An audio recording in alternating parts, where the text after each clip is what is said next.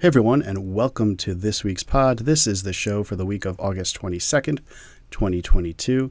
And as you can see, it is a one-man show today. So I'm on the controls and holding down the fort while Jason is away this week. Obviously, we were bad at coordinating, so we didn't have our times overlapping when we were back home. But that is all right. But I did want to get out there and have at least a short show covering the news of the week because there was actually quite a bit. And also potentially chime in on what Jason and Zach talked about last week around the holiday parties and some of the other DVC engagement topics. But first, let's discuss what's going on in our Disney World. And actually, right before I was about to start recording, there was rumors about this, but officially an updated version, or specifically the intro for Enchantment, debuted at the Magic Kingdom today. It features a lot more retro images and history of the park. What I have up now, you can see it has an image of Walt.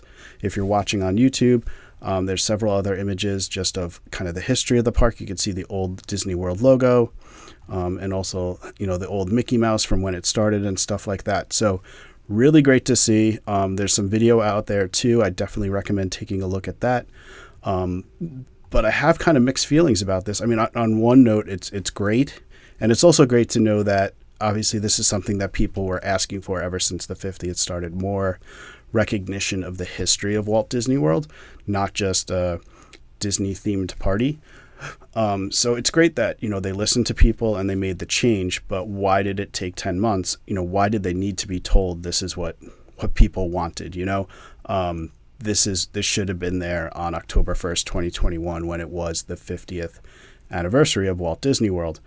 And, a lot of people there that night, I was one of them, a little disappointed there wasn't more about celebrating the history of the parks. But it is what it is. They made the change. It looks great. Watching the video, it has audio and stuff like that talking about how they announced they were going to be building Disney World. It was Disney World at that time. Later, the name was changed at Roy's request to Walt Disney World. So it's good to see. It is making me think that we were going to skip watching Enchantment on our upcoming trip in December, but now I'm feeling like I need to see this in person. So I don't know, I might have to change our plans, or maybe I'll just watch videos of it a bunch of times, but we shall see. The other news that broke today is that the H2O Plus, the provider of the bath products for Walt Disney World or Disney parks and resorts, and including the cruise line, announced that they're going to be retiring the brand at the end of the year. From what I've been reading around, it sounds like they are going to honor any commitments they have to companies and stuff like that. And so for Disney, that should take them into 2023, at least part of the year. So we don't know exactly how this is going to impact the parks or when it will impact the parks, but I know a lot of people really liked the H2O products. There was a big thing when they switched in a lot of the resort rooms to having the big bottles on the wall versus giving everyone the little bottles, because a lot of people liked the products, so they were sort of hoarding the little bottles. They would take a whole bunch every trip. So if you're some of those people, at least you have hopefully a stock that you've built up over the years. But we'll see. It'll be an interesting change, I think. We were talking a little bit about this on Discord today. Yulin3 brought up, if it's one of those things where the smell of it reminds them of Disney because it's been there for so long and that sort of thing. And I think that it has that nostalgia to it. And it also just feels like at this time there's so much changing about Disney parks, especially Walt Disney World, not all of it for the good. So now something else that has, kind of fond memories for people, or at least something that reminds them of their past trips going away, not necessarily a good thing. The other thing I'm kind of wondering is, what are they going to replace it with? Are they going to have just some generic thing? Are they going to find another company that they can have maybe some sort of promotional or, marketing pitch with? Are we going to see different levels of products at the different resorts? So it'll be interesting to go through. Kind of funny, just the world of Disney, that just a little thing like this can kind of spark so much conversation and also so much thought, but we'll see where it goes from there. The next topic that came up is that starting tomorrow from when I record this, probably today by the time you listen to it, August 23rd, they're changing how they're doing the park reservation system. And it'll actually be, I think, a positive change in my mind in that you won't have to book separately if you have different types of tickets. So this way, if everybody has, if your party has some people who have day tickets and some people who have annual pass and that sort of thing, you'll be able to book it all at once. Also, you'll be able to book more passes than in the past. Before, I believe the most reservations you could book at once was 12. Now you'll be able to do up to 30. So that'll be a lot better for larger groups. So I know like when we had Mike on the show and he went down in that school group with 140 people or whatever it was, booking 30 at a time instead of 12 would probably be nice. But, it's a small change. Again, it's probably something that should have changed earlier. I know we had some issues booking our park reservations in December because there's an unactivated annual pass attached to my wife and it wanted to use that one versus the active tickets we had and stuff like that. So hopefully they're looking at things like that and cleaning it up. So this is a nice change. Again, a small thing, but it's nice to see when positive changes come forward and they try to make it, a little bit easier. Sometimes it seems like every time they make a change, it makes things more complicated. Moving on to our next topic, Disney did also change how far in advance you will be able to book room-only resorts. Most people listening probably know that there are packages that come out, and those are announced for like the next year. So it would say, okay, we're allowed to book packages for 2023. That should come out shortly. And that has, the room rates and when you book the tickets and stuff like that. But if you wanted a room only, you could book that on a rolling basis, which was set as 499 days from your checkout date. So, almost a year and a half. So that was something a lot of people would do. As soon as they could book it, they would book it because it would be at the current year's pricing. But, if they waited until the packages were out, even if they only needed a room only, it probably would be at a higher price. So I think by getting rid of this, right now you'll only be able to book even room only once the packages are available. I think by getting rid of this, it's probably mostly about dollars for Disney, that they don't want people to be able to lock in those lower prices. And maybe they're thinking people just go ahead and book packages then, since they're already waiting for the packages to be available versus just doing room only. So I don't know how many people this impacts. If people, we were always the type that as soon as we knew when we wanted to go, we would just book the room because we figured it wasn't going to get any cheaper. And if it did, because of some sort of promotion or discount, we would, cancel and rebook. I know for when we went on the 50th for October 1st, we booked that as soon as the 490 days came up. 99 days came up is when we locked in our room. So for special occasions, I think a lot of people, whether it's New Year's Eve, 4th of July, a lot of times those would get booked up earlier. But I think it probably has more to do with Disney not wanting people to lock in the lower rate. So, the next topic that I wanted to talk about is that Princess Week is this week, and they're being celebrated in a variety of ways at the Disney parks. But one of the biggest things known is, and for people who might not know, there are obviously various Disney princesses that are in all the movies and stuff like that, but there's a specific line that's the Disney princesses, and only certain princesses are officially part of the Disney princesses. For example, Anna and Elsa from Frozen are not official Disney princesses. They're part of the Frozen collection. But what's being interesting about this week is that Raya from Raya and the Last Dragon will be named as part of that official Disney princess group. So she will become an official Disney princess. And I was a little, I guess, surprised is the word. There just hasn't been that much about Raya since the movie came out. I thought it was a beautifully animated movie, really fun movie, not like the greatest movie ever, but I thought it really, focused on a different part of the world. It's a Southeast Asian person, so obviously she'll be the first Southeast Asian Disney princess, compared to Mulan, who's from China, different part of Asia. So we'll see where this goes from. And obviously Jasmine too, different part of Asia as well. So I guess they got, the different areas of Asia starting to get covered. But it just caught me a little off guard because I hadn't really heard much discussed about her versus some of the other princesses in some of the other newer movies. But I think it's a good change to always continue to add. Representation obviously matters. And if there's a lot of a lot of kids who maybe identify with her or just look up to her and thought she was cool and stuff like that. Obviously putting that out there is great as well. Next topic. Like I said, there were kind of a lot of topics this week. It was announced who will be named or who are named as the Disney Legends for 2022. The official ceremony will be at D23, which is less than 2 weeks away at this point, I believe. And so they released the full list. Now, this created, I guess, a lot of conversations, but I think they've kind of had in the past. There's just a lot of actors and actresses that are more modern and kind of have had big roles in, whether it's ABC, like Anthony Anderson with Blackish and stuff like that. But they also announced they're naming the entire cast, or like the 4 leads from Frozen, are all becoming Disney legends at once. And so I don't know, it just kind of feels like, okay, have these people really done a lot with Disney specifically over the years and really built it up, or were they just happen to be part of a big show or a big movie that made a lot of money?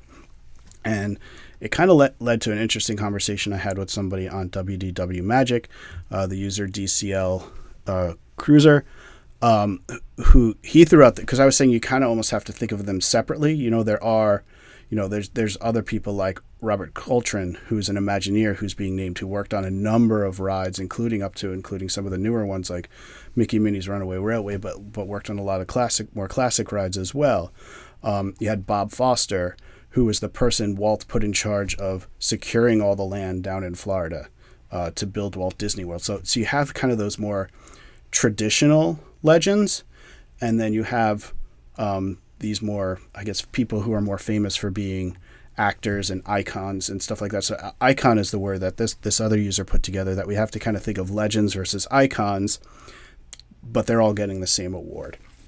And I think if we can kind of mentally separate the two and just kind of know this is how it is, Disney's, gonna nominate a lot of people that maybe we don't think need to be. There's people from Grey's Anatomy and stuff like that it's like, well, that's not really what I think of as a Disney legend. But, they've obviously made significant contributions to, in this case, ABC, which is a Disney-owned company. So they should be recognized somehow. We just probably have to separate them a little bit in our minds as to, how they're viewed, and that's okay, right? And I think the last topic that I wanted to cover was actually about the holiday parties, which I think ties into the DBC engagement topic that Jason and Zach talked about last week. I'm posting a tweet that Scott Gustin put out that said, this is from a couple days ago, but at that point, 15 Mickey's Not So Scary Halloween parties are already sold out for 2022. In 2019, so the last time there were, it's kind of the full parties pre-pandemic, this was the last kind of regular year, only 13 parties sold out the entire year, and all of those were for after September.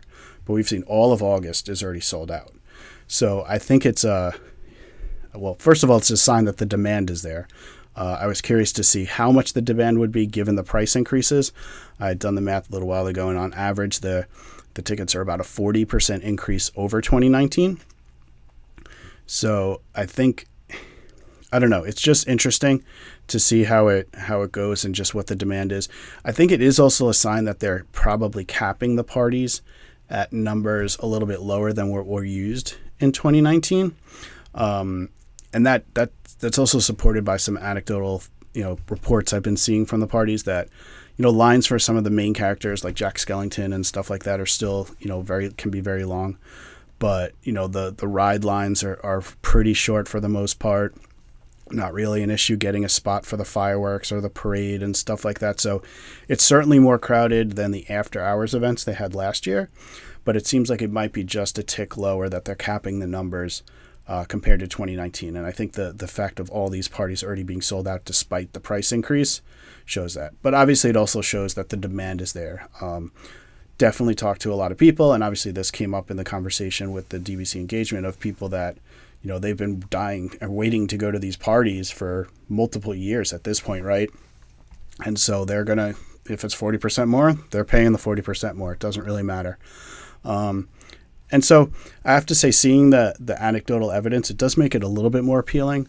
And maybe this will flow into my input for the DBC engagement topic of will we be going to one of the holiday parties this year, either the Halloween party or the Christmas party. And seeing the lower crowds does make it a bit more appealing.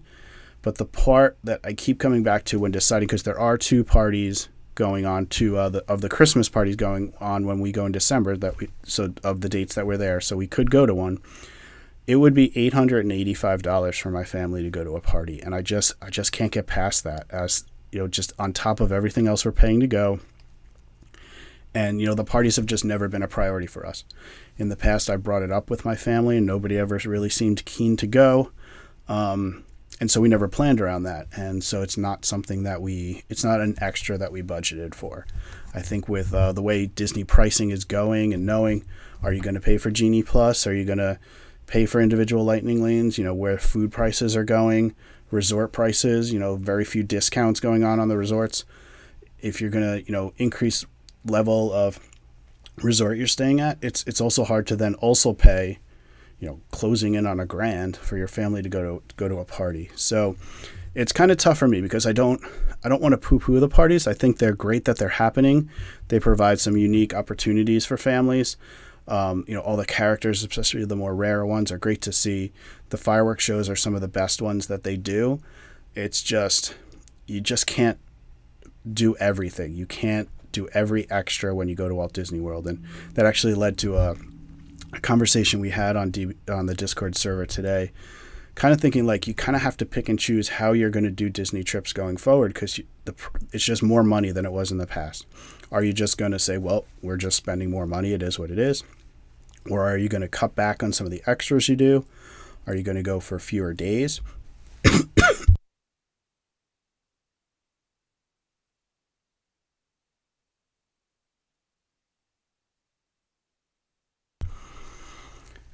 Or maybe you go longer total stay, but you do fewer park days, or you only add the extras for some days. Do you stay off site, but then still do a lot of the extras because you're saving in the resort area? It feels like in the past, everything was much more bundled together. And you used to see all those commercials that were kind of, used to be like one of the parents was on the computer and the other one would come in and be like, what you doing? It's like, oh, I was looking at a Disney trip and look, it says all four of us can go for 4 days for $1,600 or whatever. And the other one goes, really? We can do that? Like they kind of made it feel like you can get a whole vacation in for a set cost. And now it feels much harder to do that. It's all broken down into different pieces. And if you start adding everything together, it's much more than what the total was in the past. And so I really think it's leading to having to pick and choose a little more, which in some ways is good because you can pick the things you want, but in the other ways it was nice when everything was included, whether you used it or not. You knew it was there, you felt like there was value for your money. But when you see it individually like that, you start weighing the value of each item versus the total. And I've been ranting and kind of going off on a little bit, but I think that's kind of where a lot of people are at. It's not, you see people saying, well, that's it, I'm done with Disney, and maybe some of them are. But I think a lot of them will come back.